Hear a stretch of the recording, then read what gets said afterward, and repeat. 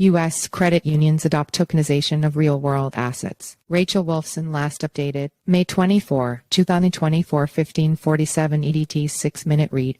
Traditional banks may still dominate the financial industry in terms of assets held, but credit unions are becoming an increasingly popular option for Americans who qualify. Recent data shows that there are roughly 4,600 credit unions in the United States. A September 2023 report from the National Credit Union Administration (NCUA) further notes that nearly 139 million Americans were members of federally insured credit unions, up 20% from 5 years prior. In addition, the credit union market size measured by revenue totaled $126.2 billion last year. Credit unions are ripe for tokenization of real-world assets. John Wingate, chief executive of financial platform BankSocial, told Cryptonews that a credit union is a member-owned bank. Unlike for-profit banks that are owned by shareholders, credit unions are owned by the members. One member, one share, one vote, said Wingate. Given this, the credit union ethos and the decentralized fiance DeFi ethos are perfectly aligned. While this may be true, credit unions face a number of challenges that may hamper future growth. Kyle Hoffman, vice chairman of the NCUA,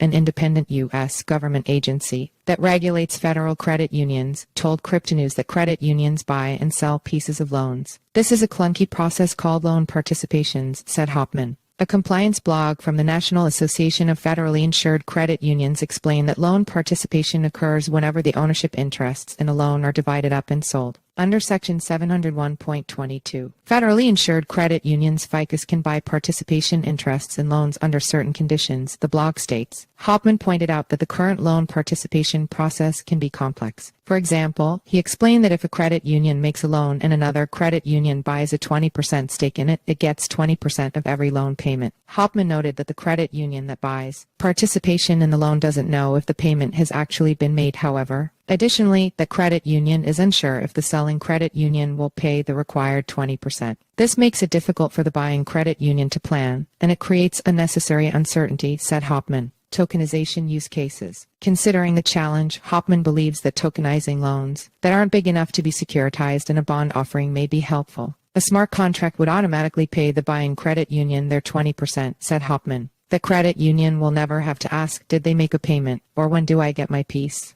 Ravi De Silva, managing partner at compliance risk management firm De Risk Partners, told Cryptonews that tokenization could also help manage compliance risk by providing greater transparency, security, and efficiency. For example, De Silva believes that tokenization would be helpful for credit unions and anti-money laundering (AML) use cases. Transaction monitoring is a key control requirement in AML, which involves analyzing customer transactional data to identify potential suspicious or fraudulent activities, De Silva said. Tokenization can enable efficient analysis of transactional data. For instance, De Silva remarked that tokens can be used as a unique identifier to track transactional patterns and detect anomalies. He added that credit unions can analyze token data to detect large cash transactions, structuring, or unusual transaction patterns. AML regulations also require financial institutions, including credit unions, to perform thorough customer due diligence and maintain accurate records of their customers' identities, De Silva mentioned. Therefore, he believes tokenization can further help securely store and reference customer identification data.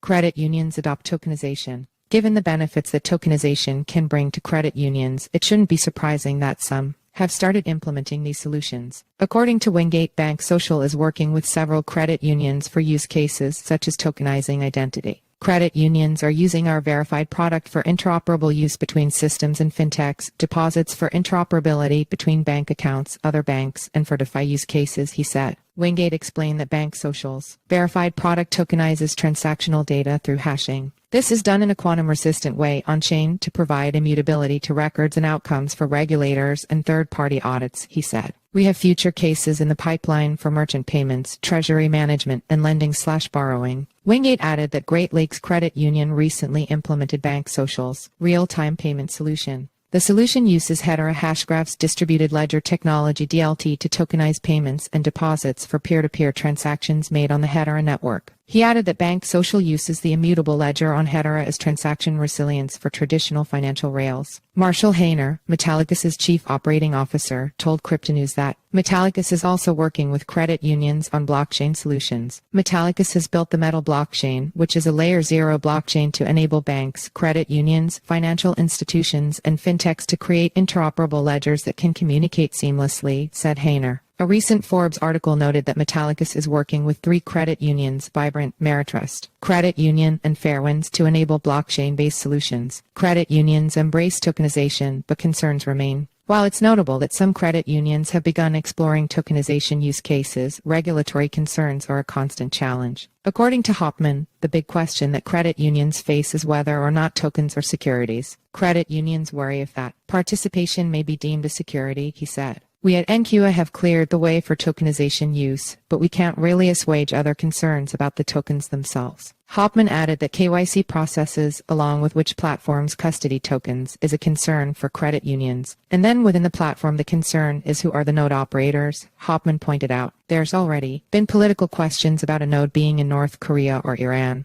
No one needs an OFAC investigation for breaking sanctions. On a positive note, Hopman shared that credit unions are moving forward with blockchain projects that enable identification. This is where any token is clearly not something ever bought or sold, he said. But tokenization for real-world assets remains an issue. Yet, all things considered, Hopman believes that U.S. credit unions are still better off implementing tokenization use cases than U.S. banks. He believes this is because NCUA has delivered guidance that provides positive clarity around regulations for credit unions. For example, Hopman noted that in July 2021, NCUA published a request for information and comment on digital assets and related technologies report. Later that year, NCUA released a report called Guidance on Relationships with Third Parties that provide services related to digital assets. Additionally, in May 2022, NCUA released another document called Guidance on Federally Insured Credit Union Use of Distributed Ledger Technologies. Credit unions should work with compliance teams. In addition to clear guidance, De Silva believes that the regulatory challenges of implementing tokens can be solved by demonstrating how tokenization is implemented, monitored, and audited. Credit unions need to continuously monitor their tokenization processes and conduct regular risk assessments to identify and address any vulnerabilities or emerging threats, he said. This includes staying updated on the evolving regulatory landscape and making necessary adjustments to ensure compliance. Given this, De Silva pointed out that credit unions should work closely with compliance teams to adopt industry best practices for tokenization.